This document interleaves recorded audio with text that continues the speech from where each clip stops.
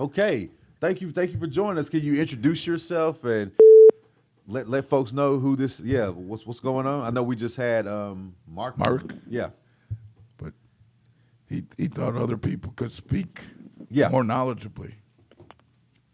Right. So my name is Eric Koch. I'm been a nurse for over 30 years here in California. I'm a veteran, and I'm running for a slate in the presidency of our union.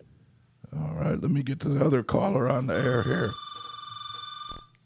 Hello, you're on the air, WEFT. Hi, this is John Hieronymus. I'm one of the nurses who's calling in. All right, Talk with John. Gus. We've also got Eric on the line here, so I think we can, all four of us can talk at once then. Wonderful. Wonderful. Thank you both for joining us today. And as we were mentioning earlier, either one of you can start, but can you both tell us about the campaign, about the kind of the history that led to you all running for these positions, and just like what's actually going on with the campaign itself? Give us kind of a detailed background for our listeners, because it's something that we definitely want to make sure our listeners are aware of when you have these powerful, like, grassroots organizing campaigns that are really trying to fight for some big time changes in some of our most important unions. So take it away. Why don't you go Eric, ahead and start, John? All right. Just so folks know, my name's John Hieronymus. I am a nurse at University of Chicago Medical Center, and we, both Eric and I, are both members of the union. Is called National Nurses United. Most people, that's what they know it as, but it's also in California known as California Nurses Association, or the National Nurse Organizing Committee, which is our official name, but we try and communicate with all of our coworkers. We're all in NNU, and we are running basically the first rank and file slate to challenge the incumbent leadership of our union in 27 years.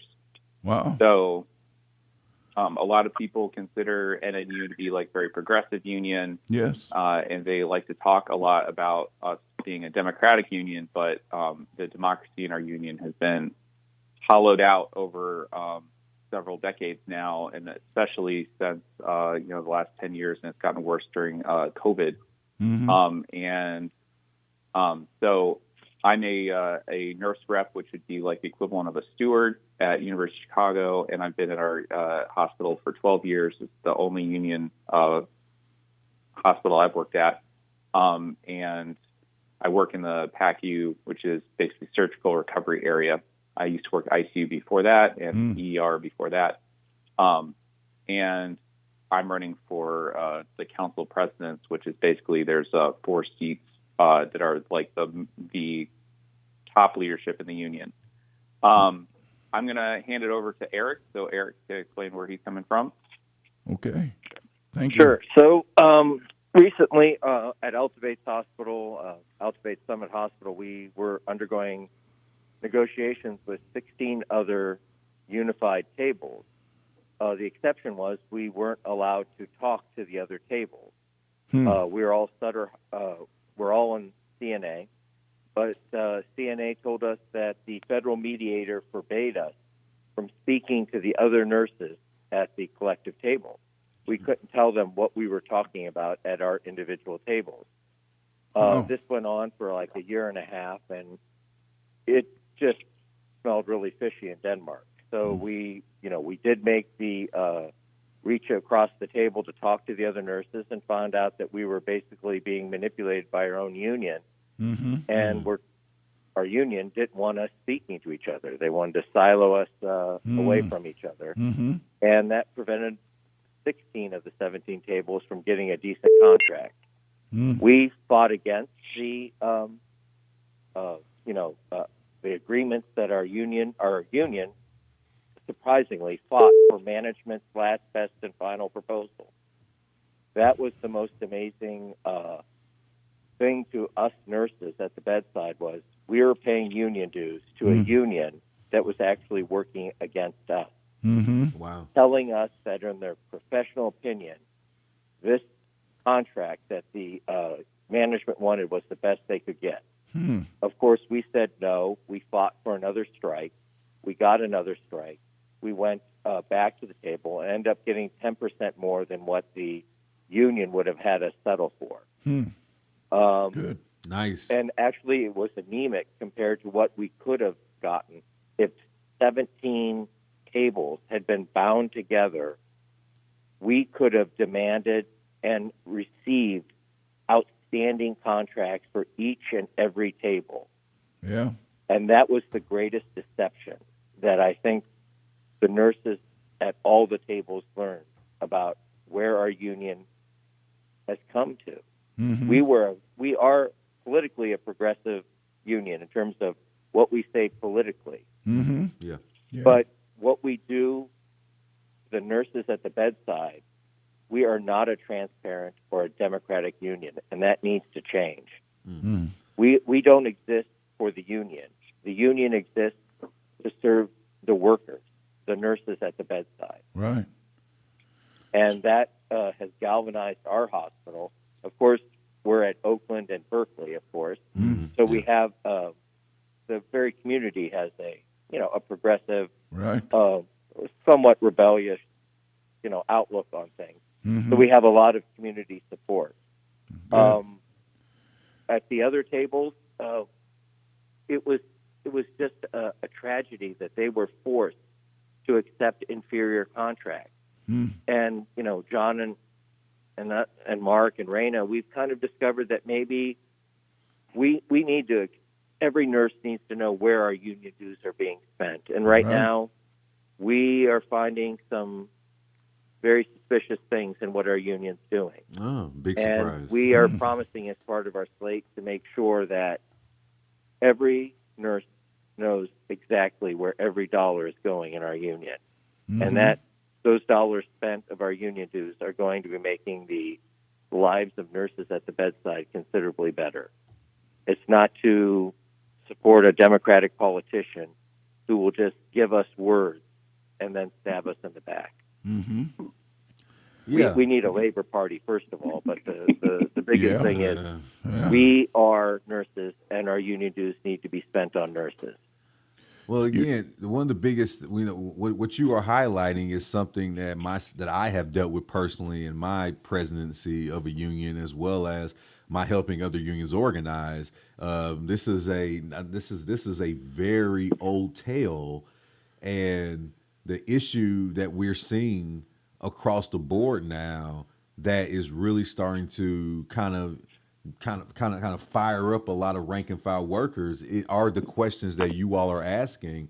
They're being asked in multiple sectors of labor now, is that all these reports are coming out now where these internationals are worth so much money, but yet when you look at the budget spent on the actual locals, the organizing bodies, the things needed to continue to build and thrive locals is usually less than 10% of the actual operating budget of an international. So the question from the rank and file members is, where's the money going? Where is it being spent? And so it's really powerful to hear that you all are really going to be pushing for this kind of legitimate transformation of this is what I call the creation of a neo-labor movement, where you actually have the groups on the ground having to actually a say in what's happening with the money, what's happening with the distribution of power, the distribution of how we organize our bodies. I mean, this is a very important step, and we've seen this happening already. We talked with Frank Hammer from the UAW last week, and about how their election now has really scared the status quo power structure of the UAW now. And so here we are today with a great group of nurses saying, no, this is over. We're going to bring in a new thing that's going to be about the workers themselves. You hear that a lot more and more in a lot more unions these days, this rank and file people stepping up and trying to have more say in their matters. Yeah. So I think we've all seen in our union, especially after COVID, that it's becoming really clear that the focus of the union is on lobbying. And Yes, exactly. The power that we have as unionized workers is always going to be strongest, like, if, in our facilities, our hospitals, at the shop floor, going through the, like, financials of our union. My hospital is considered to be like a, University of Chicago is a multi-billion-dollar institution. The nurses in my facility are considered to be, some of the best paid, nurses in the state. But same time, we're doing a kind of work that basically can't happen anywhere else in the world, practically. And the amount of money that the university charges for, like, what we do compared to what we get paid is pretty phenomenal. You just have to come to our neighborhood here in the South Side of Chicago, and you can see the high rises that the university is building, basically with the money that they're getting out of our work. And our union itself has negotiated a deal, and like, where they're taking, a pretty substantial amount of dues out of our checks. And my coworkers it's a wild thing to talk to a coworker who is, a single, a nurse who's not married, doesn't have kids, working at the University of Chicago, complaining about the price of milk and eggs. Right. And it's like everyone's getting hit with inflation. And then all you have to do is, like, a little bit of math on the back of an envelope, and you figure out how much money in dues our hospital the nurses in my hospital are paying. The University of Chicago is paying almost $4 million in dues to National Nurses United. And, I support paying dues. I think that paying dues is important. I think that's what makes our union what it is. Sure. But we have 1.5 staffers for 2,200 nurses. And really what kind of pushed me to, like, start working towards getting into leadership and being more involved in the union was literally a coworker was telling me, he's like, you just have to do the math, man. We're bringing in so much money, and it feels like we're getting very little support. We're told that we're a rank and file union, but it's not rank and file leadership. Exactly. We have, many of the nurses who are considered leaders in our union, they're more or less handpicked by, people or, staff.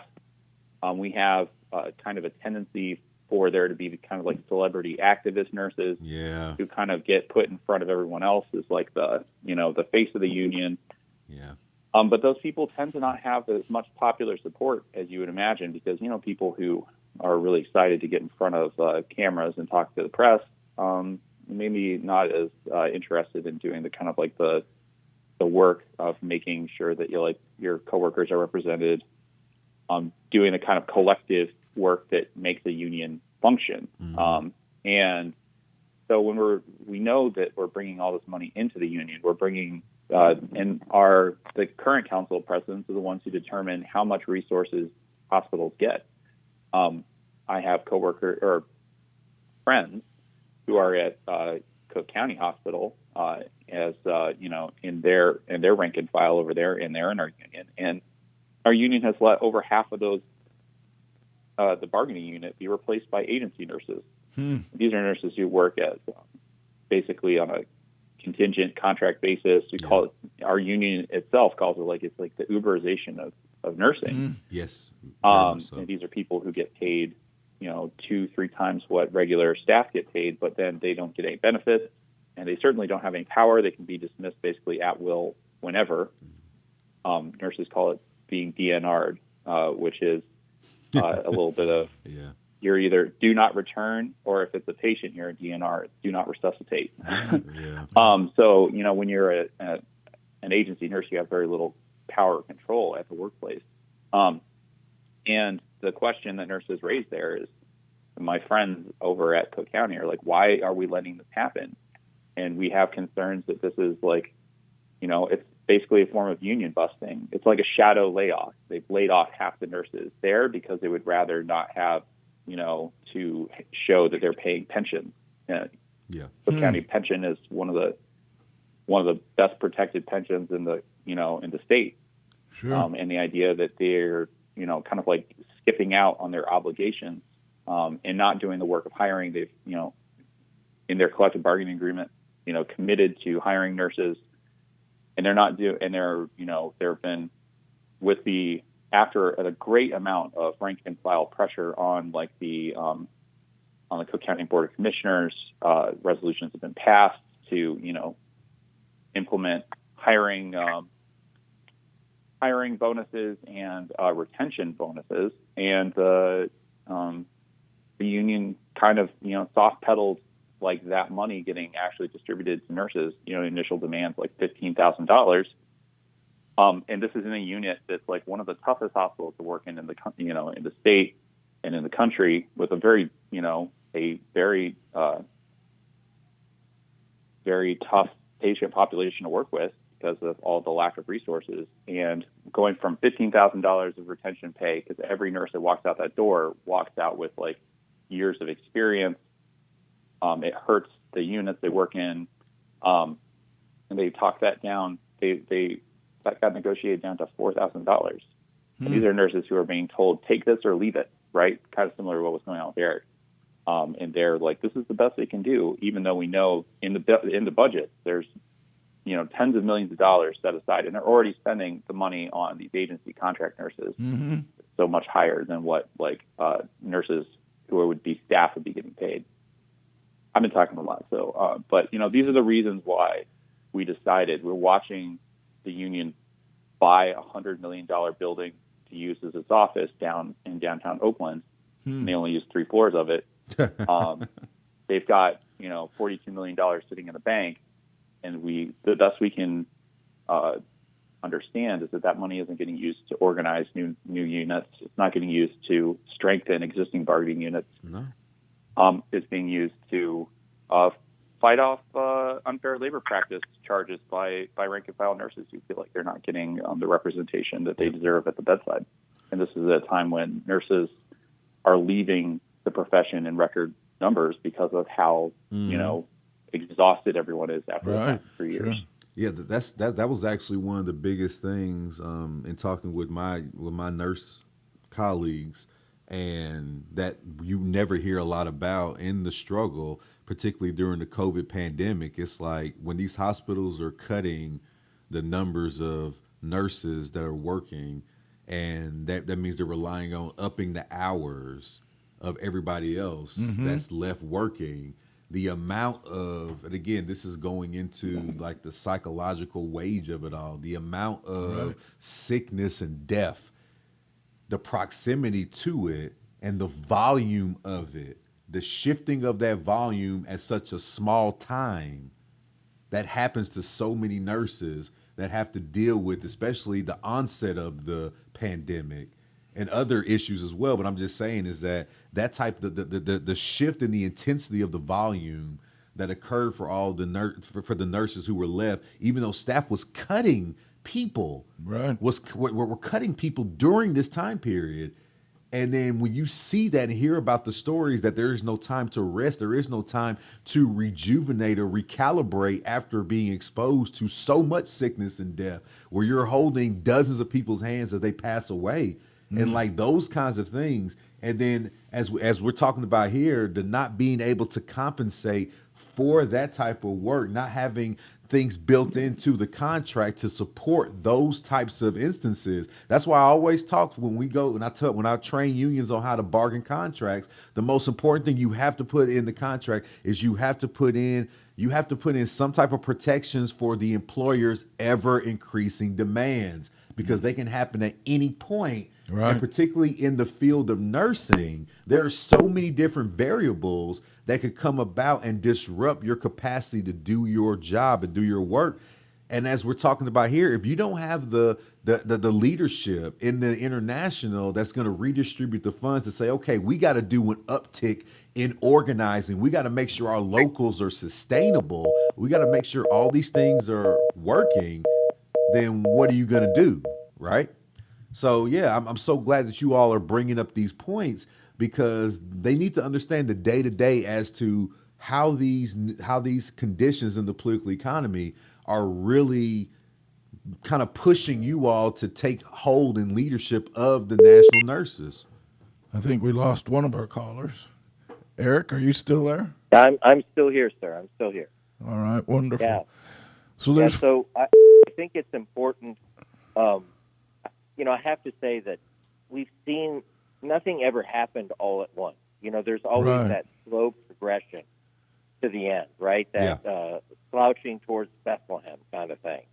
And for us, I would have told you in 2008, man, our union's got our back. Our union is all on top of it. There's no end where we're going to go. We're going to change the world. And what happened was we ended up losing a lot of the old rank and file wobblies that worked for our union, the people that used to labor reps that used to represent the longshoremen or worked in the electrical workers, and we started being replaced with these more corporate type labor reps. Exactly. And we ended up seeing. Hang on one second, Eric. Sure, I think that's Raina. I hope. Hello, you're on the air with WEFT. Hi, yes, my name is Raina Lenzy. I'm running for the council of president Oh, Wonderful. with John and Eric. Yeah. Wonderful. We just had John on the line, and we're currently still talking with Eric here. So Oh, okay. thanks Hi, for calling Eric. in. Good morning. So before we continue, if it's okay, Raina, can you give us some of your background and why you're choosing to do this awesome work of transforming the labor movement? Can you give our listeners some of that about you? Okay, so my name is Raina Lenzy. I have been a California nurse for 13 years. I've been in ICU for 8 years. I've been a PPC member for 3 years for Alta Bates Medical Center in Berkeley, California. The reason why I wanted to do the rack and file, because in the last 3 years doing strikes with Eric and getting more and more involved with the union and interacting with union reps and starting to get more and more of the union. So the background, when I became a union nurse, I did not really receive the proper education of what the union stands for, what's the history of what it stands for. But what the suspicious thing about it, which gave me ears, was they were quick to want to take dues from you. Yeah. And as time went on, what's the word I'm looking for? Egregious behavior started coming out, and also being silent with what Eric was doing when he was doing our negotiating our contract, and so is Mike Hill, which I don't know if Eric talked about Mike Hill and the work he has done over the years. I also had personal issues with the union regarding my benefits. We could have easily went to arbitration, but I did not know it was an afterthought for me, because back to what I was saying earlier, I had no background with the union and nobody educated me, which that should have been the prime thing that they should have do for all nurses. So gathered with all that in itself, I became what they would call a renegade. And it's unfortunate for them, because there are a lot of nurses behind me, and I'm just a telescope to look through what's going on. And even though they think that there are nurses who are supporting them more in the current presidents they do, it really isn't. And it's a wake-up call. Mm-hmm. Nice. I love that the idea of renegade. Yeah. We haven't used that term in years. We got to bring back this idea, because again, the big thing, the only way, because that's what they don't understand. They're starting to not understand, because the status quo, it only benefits a selective few, and it's not benefiting the whole. Mm-hmm. And if they started really going out and look and do what they're supposed to do, what they're doing currently right now, and I don't know if Eric or John, since now we're having this campaign that they have in this opposing team, now they're going in and looking at different campuses and different facilities that they should have done years prior, because they've been using the union as a platform for a political reference or political resource. Exactly. And it needs to go back to nurses. Exactly. Period. Exactly. Well said. And again, if you've been listening to the earlier part of the interview, We talked about how this has been a problem in multiple labor sectors. That when you see these contracts being signed, steel workers, auto workers, the coal miners, everything you keep hearing over and over again is the exact same thing. Is that where, number one, why aren't all the resources being used to buffer the power of the rank and file locals to fight off union busting as well as the depreciation of labor struggle? Why aren't internationals actually building these things and using our voices in the negotiation room? Like, all these big questions are coming about teachers as well. So yeah, I'm so glad that you all have this mindset that you want to, and I believe that's what we've talked about on this show since the show started, is that we need a neo-labor movement that is rank and file centered, that has a redistribution of the wealth as well as the resources to actually strengthen the locals' voices throughout the country if we're going to have legitimate change in the economy, the political economy of how we do things. Yeah. Yep. To us, the most important thing was when we had the greatest opportunity during this pandemic.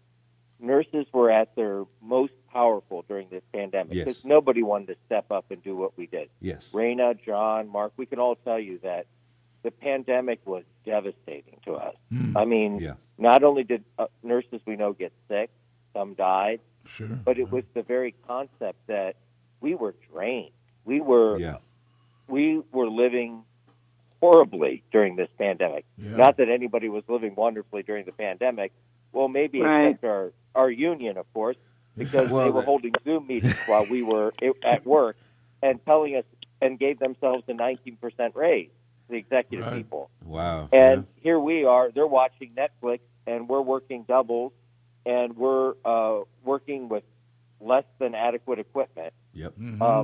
I'd like to get off and allow Mark to come on, but I think Raina should tell you a little bit about what her life is even now, when supposedly the COVID pandemic is over, according to the media and everything.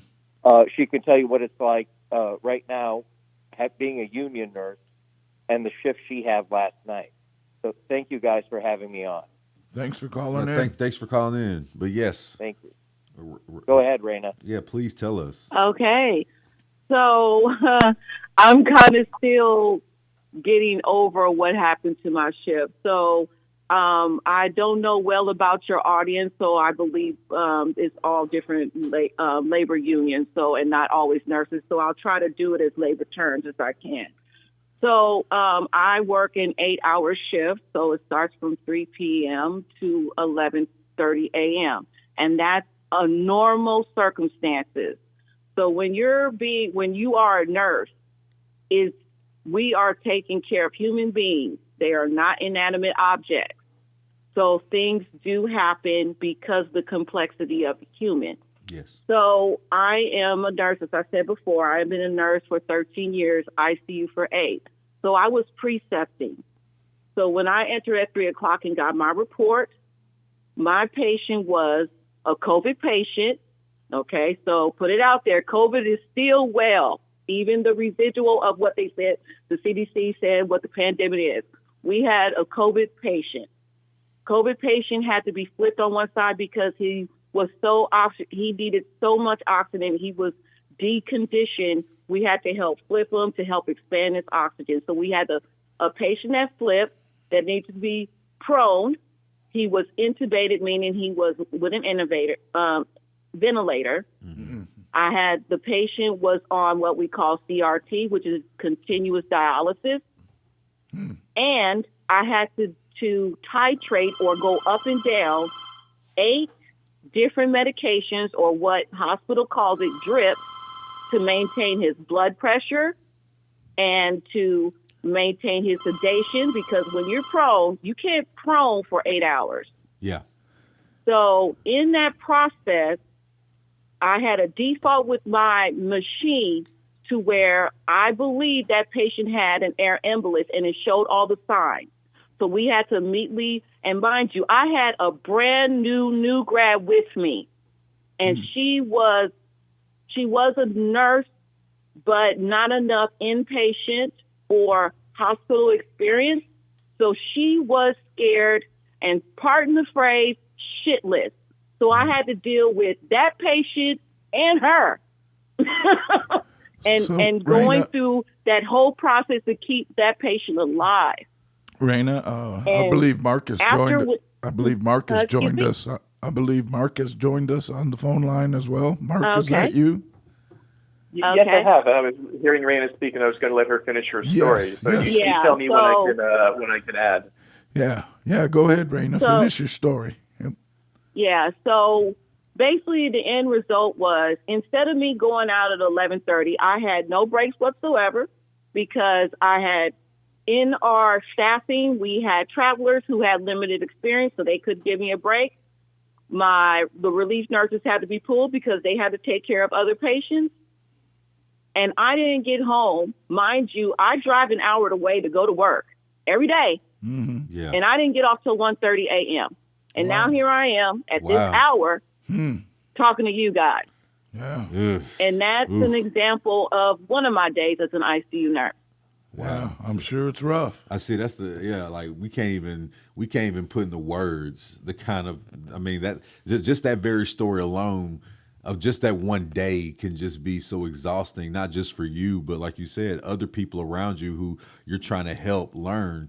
And those types of conditions, like, this is such a crisis within everything related to healthcare that, again, this is the kind of thing that we should be having all the internationals pouring money into. That was one of the most disappointing parts of the pandemic to me, is that the other internationals outside the nurses were not pouring money and support into you all on the ground and saying, hey, this is where the level of labor organizing needs to be right now as we try to fight through this thing. No, they were off just doing their own thing or not giving their own locals things. Yeah. These are the kinds of things that we have to be publicizing, using educational tools to get people to see that, no, this is the way, this is the only ways of solidarity that we're going to have any power in our unions moving forward. Because, this is this is the reality of the situation. This is not going to get better until we take it upon ourselves to stand up and take ownership of the unions. People don't like to hear this phrase, but we have to bring it up because this is what it's talking about. This is the dictatorship of the working class, that the working classes have to become a dictatorship so that they can control what's happening to the workers. The workers need to decide what happens to the workers. It makes sense. If you do the work, you should be able to decide what happens to the workers and how the union body responds to everything. And that's what these four are doing. And the whole thing is nurses need to be aware of that. The union can only be as strong as the people who work in it. And there are people in different unions who are lackadaisical and feel that, I'm paying for my dues and they should represent me. But do you do that when you purchase a home? Don't you look at the paperwork? Don't you look at what's going on with the infrastructure of your home before you buy it? That's the same thing that I think nurses should be more aware of what's going on and not be lackadaisical and not trusting that everything will be okay. No, it's not okay anymore. It is not. And COVID proved it already. Proved it. Let me remind our listeners you're listening to WEFT Champagne. And Mark, you have any of your stories to add? Yes, I'm just coming into the conversation. I didn't hear everything that was said before, so I'll just piggyback onto Raina's comments about paying dues and being involved and understanding what's going on. And right now, there's a lack of engagement. And I have been guilty of that myself. And it's only in recent years that I've become more and more active, supporting people like Eric, who I work closely with, and the level of engagement. And democracy and knowing what's going on in your union, and. Quite honestly, the last time the Council of Presidents there was an election, it was an uncontested election, unopposed, and it was something to the effect of 1,500 people had voted out of a potential of 150,000. So you have 1% Wow. engagement. Yeah. Yeah. And then also with this recent election, there was an email put out to the entire membership of CNA, NNOC, to say to membership, do you want to receive election information about what's really? going on with the upcoming election? So they gave them the option to say yes or no if they wanted to receive that. So just keep in mind also the level of engagement already is that people are so fed up with a lot of things that they just block those emails. So Sure. most of these people don't most even definitely. see that email. And the result of that email list was that only, I think the number was somewhere in the neighborhood of 1,560. So again, only 1% of engagement. And then the third-party canvassing agency that sent out the emails on our behalf. Also, there was the disclaimer: we cannot guarantee we'll get through spam filters and such. So Wow. even people were saying, I didn't get the information. Oh, check your spam folder. Oh, it's there. How would I know to look there? Yeah. So Exactly. engagement, understanding what's going on in your union, and people are woefully uninformed. And I've been one of those people, and I've been one of those people. And one of my strengths is taking complex things, making them simple, explaining them, and that's what I would like to do in this. So that in this, if we are to be elected, is to help with the education, so that people feel like they want to be involved. They know what the answers to the questions are. They know who is above who answers to who, and what is the will of the nurses. So engagement is a game. So we have, some people will say to us maybe that we're just complainers and that, you do have a democratic union. You do have a rank and file, union. And it's like, but if you have an engagement of 1%, how representative is it of the will of the membership? Exactly. Right. And they have become apathetic and disengaged, and they need to be re-engaged. It's like, no, get back into this. Get back into this so you know what's going on. And communication. Communication is key. The only reason that we are here is because people told people about us, each other that knew about us, and we had this lateral communication. Yeah. Exactly. And we started talking with other people from other states. And it was like, what? This is happening to you too? Oh, my goodness. Yep. Because we've basically been siloed. We've been siloed. Nurses Right. don't talk to other nurses at other hospitals that work under different employers. And Exactly. never, or, have there been any kind of public Zoom meetings that incorporate different regions or different states. Hold on. No, you're Sorry exactly to right. interrupt. So John wants to hop back on. So everybody, thank you for listening. I'm going to step off. Thank you, Raina. Thank you, Raina. Thanks for calling in. Okay. We're actually about to run out of time though. So at this last portion before we end this, we wanna ask you all, what can listeners do right now to support your campaigns, to support what other movement activity you have on the ground? Like tell us what we can do to continue to build support for your fight. How can listeners stay in touch with you? Yeah. Is John on the call now? I don't believe so, no. No, it didn't. I would say what they could do to help us is to be involved, get onto our YouTube channel, Shift Change YouTube channel, check out our videos. We have an introduction video. We say who we are. We say what our platform is. We have other resources explaining other podcasts we've done, background information.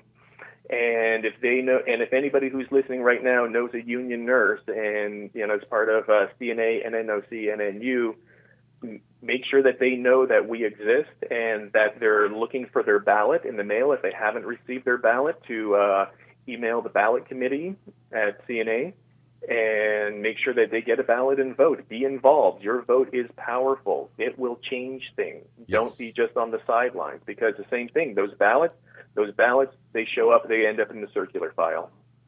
Yeah. Nice, wonderful. Is John on the John line on now? Yeah, I came back in. Okay. Yeah. Well, we're finishing up now, John, and we were asking the question: any other ways that we can be supportive of this fight? Mark just talked about the YouTube channel, as well as making sure that you get out to vote and get the information out to know the existence of the fight. So, what would you have anything else to add to that, John? Yeah, I think just a big thing is for any of your listeners that are like in the labor movement who are actually, we're here. Sorry, guys. That have friends who are either, union leaders or are even in staff. We know that the staff have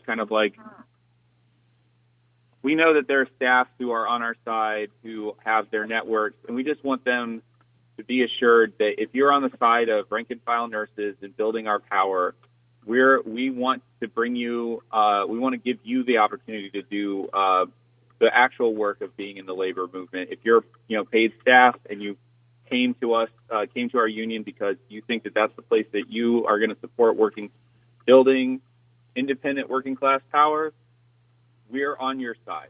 And we want to make sure that those people are empowered in our union, and also that to just let folks know, like, there's been a lot of misinformation spread about who we are, what we're doing, what we're about. Our core, message is that we want to build a transparent union that's democratic, driven by the rank and file, and that can really be the space where people get the kind of things done and build the power they need at the bedside, so that we can do all the big progressive things that we want to do. Like, so many of my coworkers tell me things like, I love the things that our union stands for, but it feels like they aren't fighting for us. And I really believe that there's like a mistake. A mistake is that that our union leadership has made, is that they are afraid of the union democracy, and if they don't let people in, they will not have the support inside the union, literally, to do the kind of work to advance the kind of progressive things that we want to see happen. And we also believe that, like, making our union used to be an organization that politicians feared, and now we're trying to cuddle up to those people. And we believe that, carrot and the stick. If you are not on our side, we should be holding you accountable. Yep. And unfortunately, that doesn't seem to be where we're at. And that's what we're trying to do. Bring that back to our union, bring that kind of energy back into National Nurses United, California Nurses Association. Yep. Thanks for all you folks calling in here. We appreciate it. Oh man, we are just so excited about this fight, and we're gonna make sure we get the word out. And we are both in the labor movement in multiple ways, so you best believe that we're gonna be telling our contacts that, hey, this is a fight that is going to be transformative, and is one that a lot of other sectors of labor can learn from. So we just want to thank you all for stepping up, because that's the first step, is that people have to get angry enough to where they're willing to take the risk and step up for this kind of challenge. So thank you all for this. Thank you, gentlemen. And if we don't win this time, we're not going away. Good. And our goal is to build the leadership of our rank and file, and that we're going to be building the knowledge and everything that people need to understand how the union works, so they can step up. We're only doing this because literally people said we need someone to do this. And our goal isn't to become the face of the union for the next 20 years. Our goal is to kick down the door for all the leaders that we know are in our union who don't feel like they have the power or the knowledge to do it. Thank you. Yeah, thank you all so much. We will definitely be in touch. We're probably going to do another call with you in the future to see where things are. Right. But we're just excited to keep up with this. So solidarity and good luck in your fight, y'all. Solidarity, Gus. Thank you all for taking the time to talk with us. All right. Take care. Thank you. You too. Bye.